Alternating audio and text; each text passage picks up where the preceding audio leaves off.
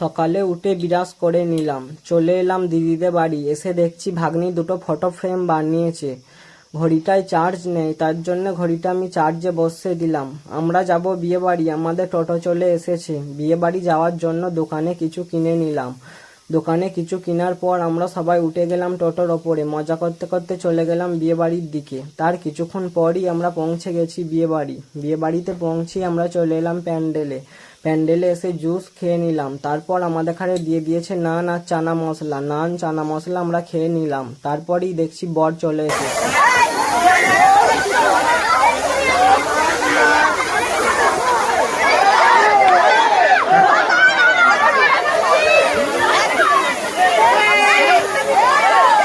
বিয়ে বাড়ি থেকে আমরা বেরিয়ে গেলাম বাড়ি আসার জন্য। তার কিছুক্ষণ পরই আমরা পৌঁছে গেলাম বাড়িতে। বাড়ি এসে দেখছি আমাদের এদিকে বৃষ্টি পড়ছে।